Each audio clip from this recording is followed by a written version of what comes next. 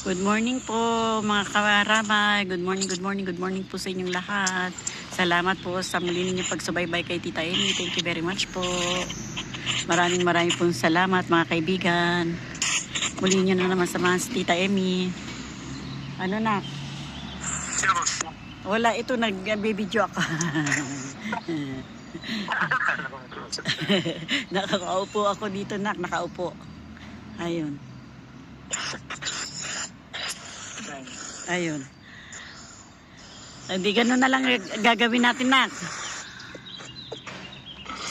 Sige. Wait ko lahat yung mga ano mo. Oo. Wait ko ang lahat sa'yo. Oh, sige nak. Oh, sige nak. Okay, bye-bye. Bye-bye.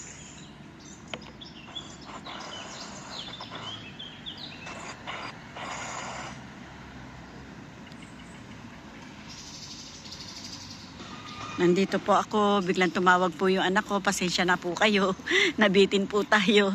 Ayun, tumawag po yung anak ko galing Pilipinas, yung ibig ko sabihin yung tawag galing Pilipinas, yung ganoon. Ayan, nawala po ako tuloy sa, sa usapan po natin, pero ganun pa man okay lang. Ayan. Salamat po sa inyong pagsubaybay kay Tita Amy. Ayan, hindi po ako makapagkwento ngayon. Dito lang po muna ako, yan, pumuna tayo sa isang tabi. Isipin ko po muna yung ang lahat dun sa sinabi ng anak ko. Ayan po, may simbahan. Ayan. Sana po binabala ko po kasing kunin yung anak ko. Hindi ko po alam kung anong mangyayari. Gusto ko pong kunin, dalhin dito. Sabi ko sa kanya, ayos niya yung papel niya, ayos ko rin yung papel ko rito, ayusin namin yung papel namin ng papa niya. Tapos ayusin niya yung papel niya dyan sa Pilipinas. Baka sakali lang po. Hindi ko pa alam kung sure po na makukuha siya. Pero sabi, baka sakali. Kasi yun, sana po may awa ang Diyos. Yung pray lang po ako. Kung sakaling ma-aproban at makuha ko po siya. Laking pasasalamat po yun sa Panginoon. Ayan. Ayan, kaya yun, paghahandaan po natin kung paano ko po makukuha yung aking anak. Ayun. Ayan. Nandito po tayong muli. At para makasama ko po muna kayo. Yung aking pong pagkwento ay hindi ko po alam kung saan ako nagtapos. Tingnan niyo po yun doon. Hindi lang po ang ating bansa ang merong mahirap. Tingnan niyo po siya sa sobrang lamig po sa gabi. Meron din pong natutulog. Ayan po, oh. Meron din pong natutulog sa ganyan. Ayan po siya. Ayan. Hindi ko lang po alam kung ano. Minsan po yung mga tulad natin, mga dayuhan din po sila na walang masisilungan. Ganun.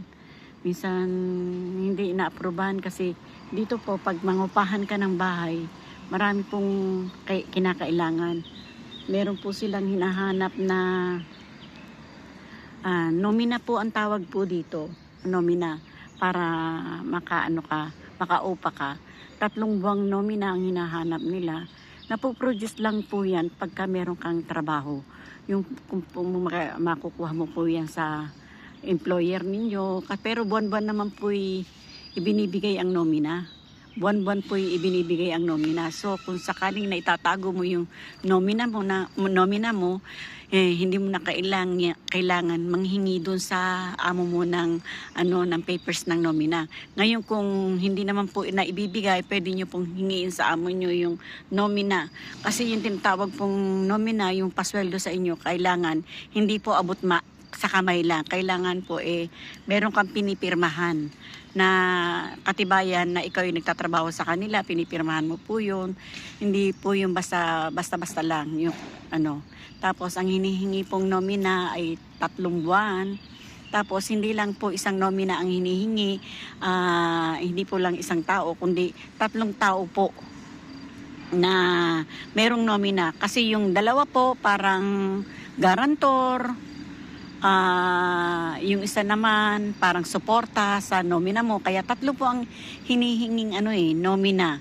Eh di bali siyam na buwan. Kasi 3 buwan sa'yo, 3 buwan doon sa guarantor, 3 buwan doon sa parang support, nagsusupport po. Kaya yun. Kasi dito po ang upahan ng bahay, ang upa po ng bahay dito ay umaabot ng 1,000 mahigit. O pinakamababa po katulad po sa upa namin ngayon ay 800. Ganyan po ang upahan ngayon dito. Eh, yung 800 po ay 3 kwarto lang, isang kusina, banyo, dalawa po yung banyo naman namin. Yung ganun. 800 magkano na rin po yan sa atin, mga nasa 40,000, ganyan po ang upahan po dito. So kami po ng anak ko magkasama sa bahay, pinaghati-hatian namin yung upa namin dito sa bahay, ganun, para makaupa po kami ng ganyan. Hindi, kasi pag naghiwalay kayo, halimbawa kung makakakuha ako ng 1 kwarto lang, minsan po nakakakuha ka ng 1 kwarto lang, 900 na, o 800 na. Maswerte nga daw po kami itong nakuha naming bahay, tatlong kwarto na, tapos 800 lang. Kaya marami pong nagsasabing Pilipino na mura na rin po itong aming nakuhang bahay. Sabi nga niya, mura na rin yan bahay na nakuha ninyo kasi 800 lang. Kasi yung iba pong mga Pilipino rito ay 1,200, 1,500. E di magkano na po yan dyan sa atin? 70,000, 60,000. Yun po ang upahan ngayon dito. Tapos kahit po magkaroon ka ng kasama sa bahay, share kayo, malaki pa rin po ang pagpalagay po natin na tig po 400 kayo, kunyari, share po kayo, tig po 400, malaki pa rin po yun. Magkano na rin po yun sa atin kung 60 ang palit. Halimbawa sa 160 ang palit, edi 6,000 po yun. Kung tig po 400 po kayo, para umabot po sa upa ninyo, edi malaking bagay yun, imbis na yung 24,000 ipinadadala mo na lang sa pamilya mo sa Pilipinas, di malaking tulong po yun. Kaya ang ginagawa po ng mga Pilipino rito, share po. Halimbawa, ako, wala akong kamag-anak dito at nakakuha ako ng bahay, hanap ako na magiging ka-share po ko. Ganon din po ang mga Pilipino rito kung wala silang kamag-anak. Kumahanap na lang po sila ng kwartong mauupahan. Ate, baka may bakanting kwarto sa'yo, ganyan. Kung kilala mo naman siya, tatanggapin mo na siya. Total, Pilipino rin naman. Bihira pong tumatanggap dito na Pilipino tapos ibang lahi. Kasi mahirap naman po ibang lahi ang maging kasama mo sa loob ng bahay. Hindi katulad ng Pilipino, nagkakaintindihan kayo, ganon.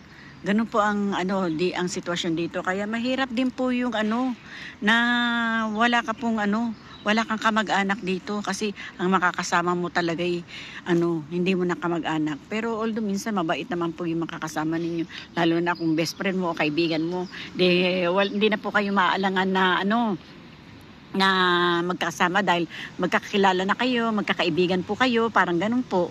Kaya hindi na po nagiging problema. Ganun po ang kaya mahirap po din dito. Hindi po basta-basta ang mangupahan, pero kailangan mo naman kumuha ng ng bahay. Kasi saan ka naman titira? Kung sakali, wala ka naman matitirhan. Kaya kailangan mo rin pong umupa.